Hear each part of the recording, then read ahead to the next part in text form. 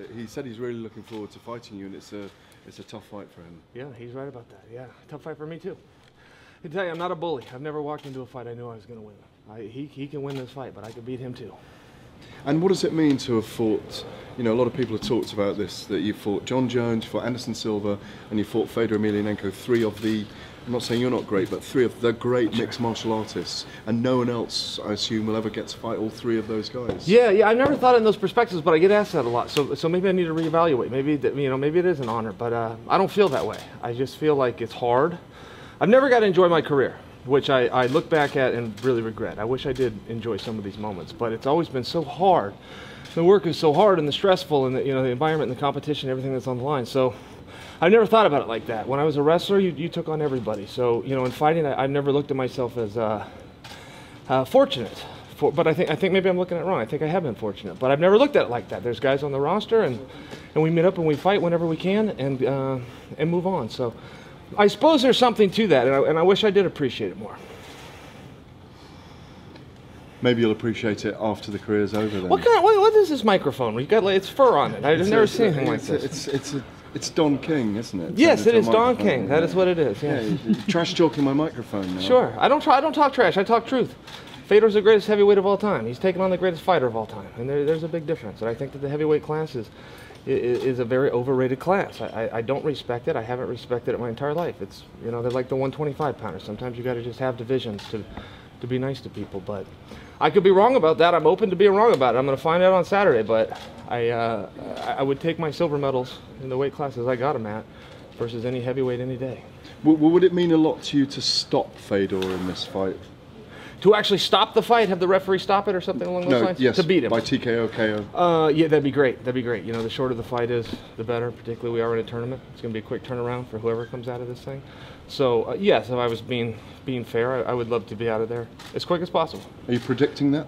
No, I'm not. I'm just predicting I'm going to fight him. I'm going to grind and push and win the rounds where I can, win the spots where I can, protect myself where I can. I've never dealt with power like his. It's a very intimidating power. I haven't even felt it in the practice room, so I'll kind of get one shot at it.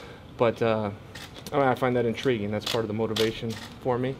I'm very worried about it, but that's a positive. That's part of why we do this sport, or at least I do. So, yeah, that's it. Last one for me.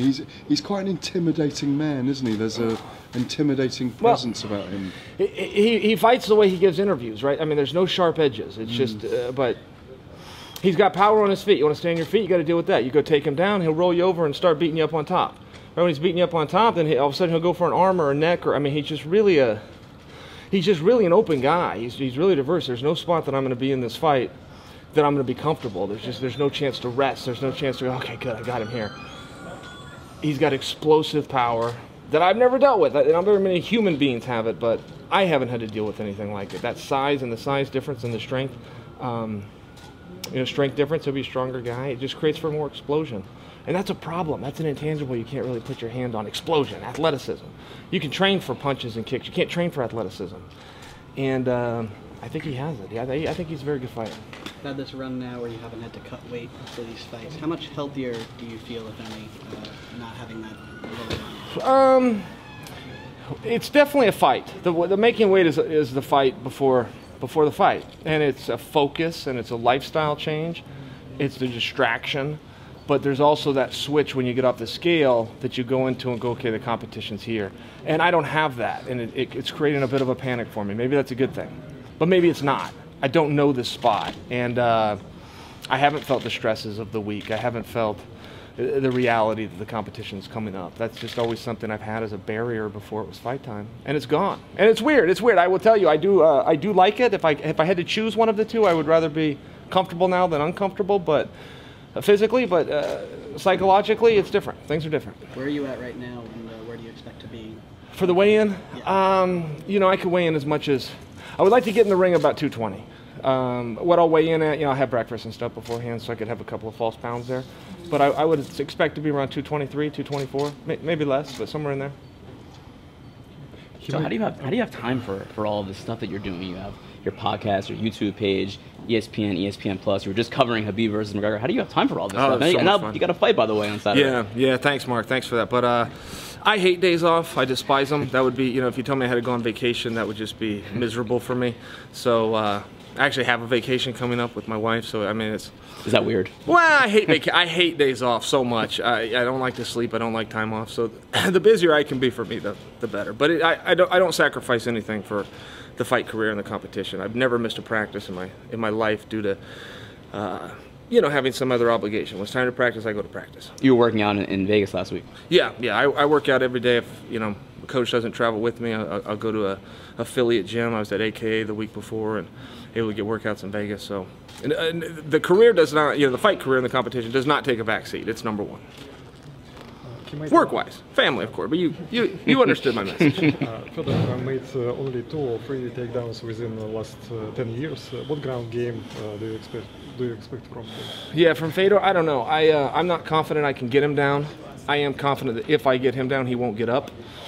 That doesn't make me right, but that's where my confidence lies. I don't think he can get out from underneath me, but getting him there is going to be hard. Even when I just faced off with him, he's a little bit shorter than any opponent I've had to face. You know, he's under 6 feet tall, and that makes it hard. I don't know if you guys realize it makes it hard as a wrestler to get underneath a guy. So it'll be a different kind of fight for me.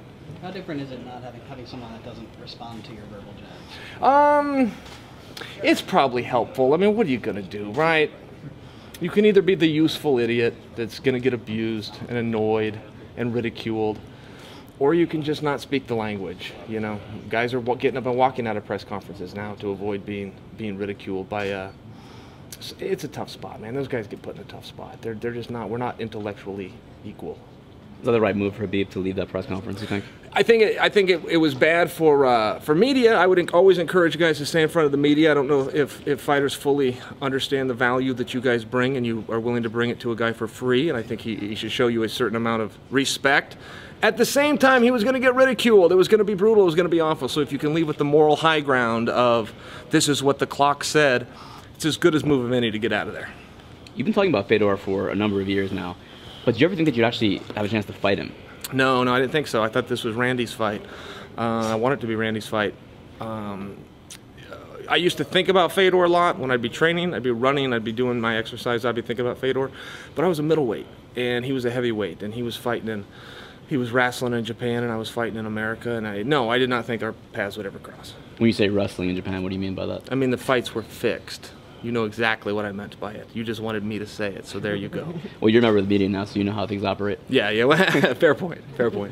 Do you, now that you said some negative things about him in the past, now that you've watched him on film and you've seen him, now that you're preparing for a fight with him, anything change about your perception of him? No. I mean, you know, the negative stuff comes just from a competitive standpoint. I don't know him as a person. Even the guys I fiercely dislike in the sport, I don't want them to have bad lives. I just competitively want to beat them. So, but I look for that stuff. I don't look to sit back like someone being in awe of another person. It's unarmed combat. He doesn't get to bring anything in the ring that I don't. And, you know, we have so many cowards in this sport.